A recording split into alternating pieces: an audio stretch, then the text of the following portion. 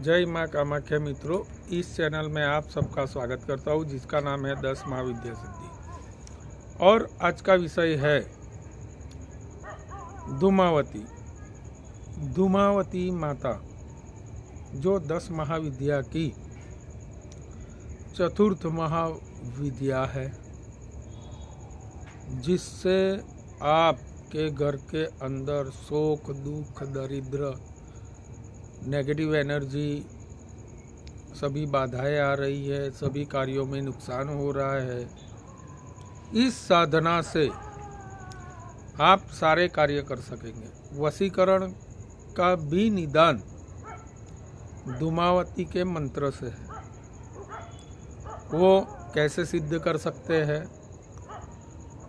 महिला मंडल कैसे उसका प्रयोग कर सकती है, पुरुष वर्ग कैसे प्रयोग करते हैं, यह मंत्र का जाप कहाँ करना है, कैसे करना है, वो सब मैं आज आपको वीडियो के माध्यम से बताने वाला हूँ।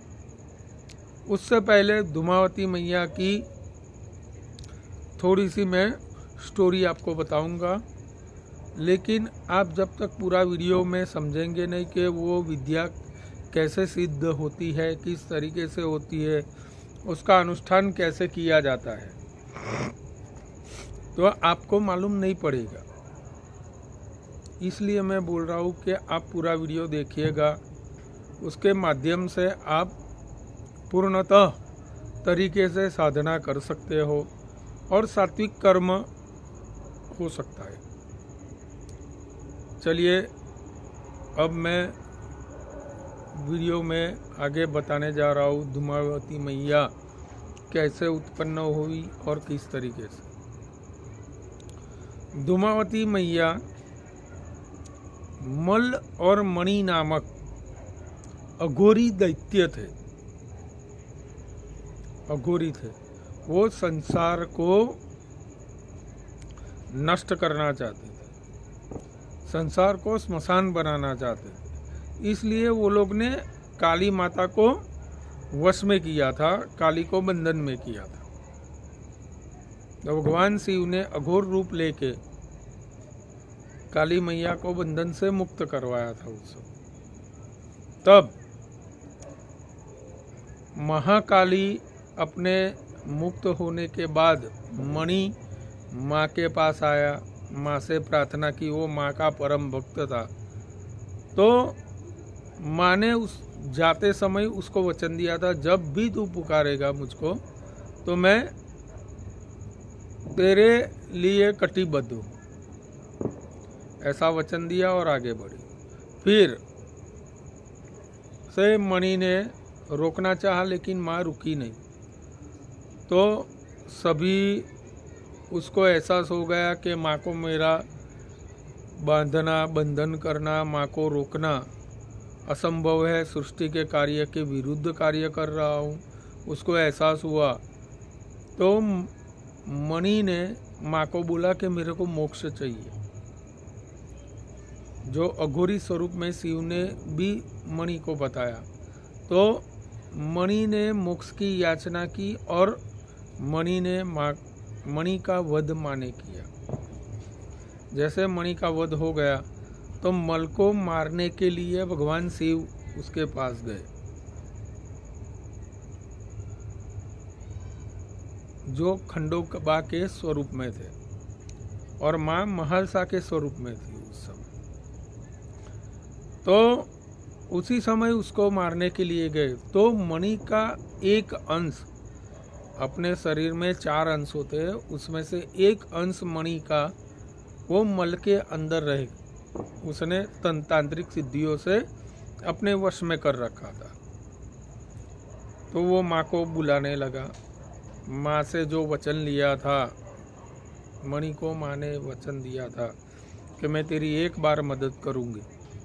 तो माँ को बुलाया और माँ काली प्रकट हो गई, भगवान शिव से युद्ध करने के लिए तत्पर हो गई। तब भगवान शिव ने बोला कि आप अपना कर्म कीजिए, मैं अपना कर्म करने वाला हूँ और इसको मृत्यु प्रदान करने वाला हूँ।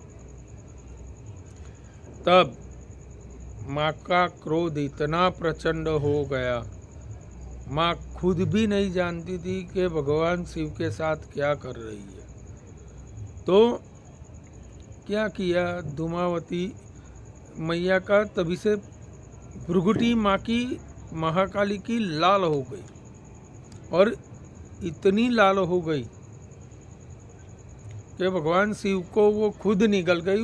उनको भी मालूम नहीं पड़ा वो क्रोधावश के समय कि मैं क्या कर रही हूँ, अपने स्वामी को निगल रही हूँ।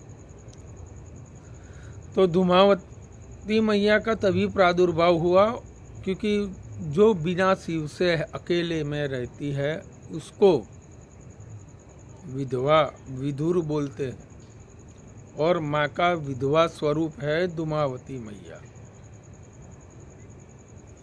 जैसे ही भगवान को माँ ने निगल लिया और माँ विधवा के वेश में आ गई और शोक रुदन करने लगी। पूरी सृष्टि नष्ट होने लगी। देवताओं ने देखा कि माँ से प्रार्थना करे भगवान शिव को कैसे लाए। तब गणेश जी ने और ब्रह्मा जी, विष्णु जी सभी मिलके माँ का अंतर आत्मा से आवाहन किया महामाया का। महामाया का जैसे ही आवाहन किया तो भगवान शिव तो माँ के शरीर के अंदर ही थे, और शिव ही शक्ति है और शक्ति ही शिव है। तो माँ ने शिवलिंग की पूजा की और भगवान शिव को बाहर निकाला, और माँ अपने असल स्वरूप में आ गई और मल्ल का वध किया।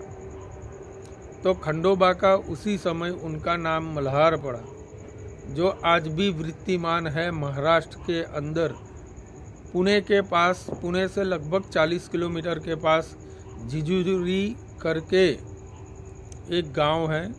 उधर खंडोबा और माँ महालसा पाषाण के स्वरूप में विराजमान है। माँ पत्थर की हो गई है और भगवान शिवलिंग के रूप में उधर वृत्तिमान है।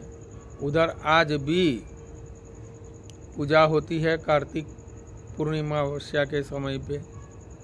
और खंडोबा महाराष्ट्र में उनके कुल देवता है, और वो सभी मनोकामना पूर्ण करने वाले इष्ट देव है महाराष्ट्रियन जाति के। जो मराठा लोग हैं वो सबसे ज़्यादा मल्हार को मानते हैं और बोलते हैं। तो धूमावती मैया को रथ है सुवर्ण, और उनके हाथ में सूप है, सुपड़ा बोलते हैं उसको, जो अनाज झटकते हैं। वो अनाज को साफ करने का चीज है, वो थाली सूप। तो वो उनके हाथ में है। रथ के ऊपर काग बैठा हुआ है, और माँ वृद्धा के रूप में, विधवा के स्वरूप में हाजिर होती है। और उसको कैसे सिद्ध करें, ये मंत्र घर के अंदर सिद्ध नहीं होता है। ये मंत्र आपको सुनिएगा ध्यान से, ये मंत्र स्मशान में सिद्ध होता है। घर के अंदर करना चाहते हो तो द्वार शाखा, अपने घर की द्वार शाखा है, उधर खड़े होके आपको ये मंत्र करना चाहिए। और माँ धूमावती आपके ऊपर सदैव प्रसन्न रहती है। स्मशान में करते हो तो बहुत बेहतर है, और आपकी माँ स्वयं आके मनोकामना, शोक, दुख दूर सभी प्रकार से मुक्ति मिलती है। कलयुग में सबसे ज़्यादा फलदायी वाली जो महाविद्या है वो है धूमावती माँ। चलिए उनका विधान मैं आपको बताने जा रहा हूँ। धूमावती मैया का विधान सुनने से पहले आपको अपना सुरक्षा कवच बनाना है। कैसे सुरक्षा कवच बनता है कि आपके गुरु ने जो मंत्र दिया है उनकी एक माला कर लेनी है। नई गुरु है तो ओम ह्रीम नमः शिवाय की एक माला करके आपको गणपति जी का एक मंत्र की माला करनी है। ओम गम गणपतये नमः, इसकी एक माला करनी है। ये माला करने के बाद आपको धूमावती मैया का आवाहन करना है। द्वारसा के ऊपर जाके उनका स्थापन घर के अंदर करना नहीं है। जो अपना दरवाजा है उसके बीच में जाके खड़े हो जाना है और मंत्र बोलना है। ओम धूम धूमावती फट स्वाहा, ओम धूम धूमावती फट स्वाहा, ओम धूम धूमावती फट स्वाहा, ओम धूम धूमावती फट स्वाहा, ओम धूम धूमावती फट स्वाहा, ओम धूम धूमावती फट स्वाहा। ये द्वार शाखा के ऊपर आपको 108 बार ये मंत्र करना है, एक माला घुमानी है। और आप कभी भी कहीं पे भी अच्छे कार्य के लिए जाते हो तो द्वार शाखा पे खड़े होके 21 बार आप ये मंत्र का उच्चारण करेंगे। जैसे उच्चारण करते आप जो अपना काम है माँ को बोलेंगे तो माँ आपका कार्य अवश्य करेगी। और ये मंत्र में आस्था और विश्वास करिएगा तो आपके कार्य तुरंत और त्वरित तरीके से सफल होंगे। ये माँ कामाख्या की आपके ऊपर कृपा बनी रहे, ऐसी माँ कामाख्या से और माँ धूमावती से मेरी प्रार्थना है। और ध्यान में रखना है, ये मंत्र घर में करना नहीं है, ये स्मशान में भी कर सकते हो, ग्रहण के दिन भी कर सकते हो। लेडीज लोग को ये मंत्र करना चाहती है, किसी को वशीकरण किया हुआ है तो करना चाहती है, तो उनको क्या करना चाहिए? उनको द्वारसा पे खुले बाल कर देने, अपने सर के जो बाल है वो पूरे खुले कर देने। उसके बाद आपको धूमावती की जो मैंने मंत्र बोला है वो मंत्र आपको 11 माला करनी है, खड़े होके, उधर बैठना नहीं है। द्वारसा पे आपको खड़े होके 11 माला करके माँ को प्रसन्न करना है। और कोई भी इष्टान और मिष्ठान के अंदर माँ का ये मंत्र बोल के अपने स्वामी को खिला देगी, या स्वामी को वशीकरण किया हुआ है तो उसकी काट वो स्वयं कर सकेगी। ये धूमावती मैया का विधान है। अपने स्वामी को कैसे काबू में ला सकते हैं, किस तरीके से ला सकते हैं, ये महाविद्या सिखाती है। और ये महाविद्या आपको त्वरित और तत्काल में सुख प्रदान करने वाली माँ है धूमावती मैया। जैसे आपके जीवन के अंदर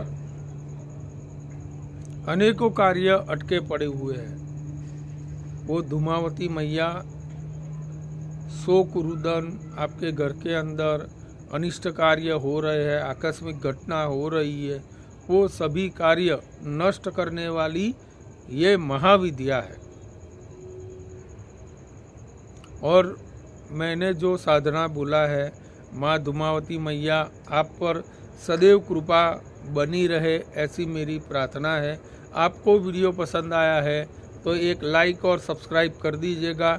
जय माँ कामाख्या और धूमावती माँ की कृपा आप पर बनी रहे।